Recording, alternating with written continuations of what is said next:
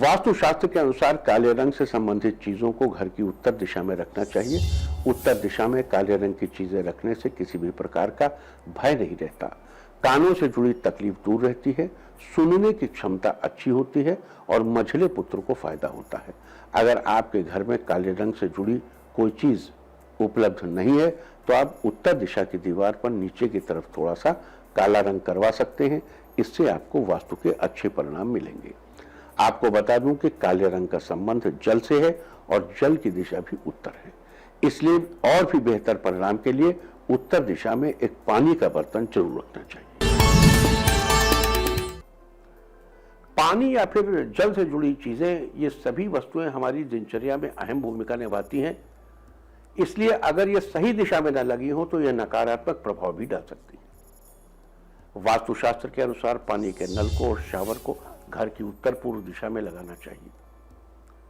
Wash basin को भी उत्तर या फिर ईशान कोण पर होना चाहिए। वहीं गीजर को घर के या बाथरूम के आग्नेय कोण पर होना चाहिए। नहाने के लिए उपयोग में आने वाला टब भी आप उत्तर या ईशान कोण में रख सकते हैं। साथ ही घर के से पानी की निकासी की व्यवस्था उत्तर से पूर्व की तरफ यानी उत्तर पूर्व दिशा में होनी चाहिए।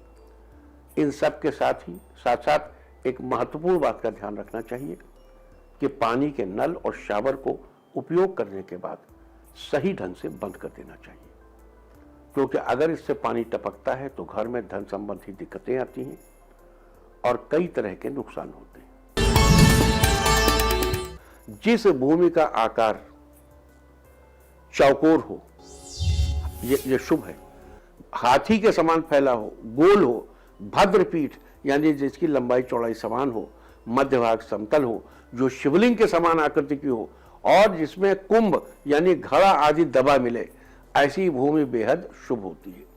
कहते हैं ऐसी भूमि देवताओं को भी मुश्किल से मिलती है। सभी के लिए समतल भूमि शुभ मानी जाती है।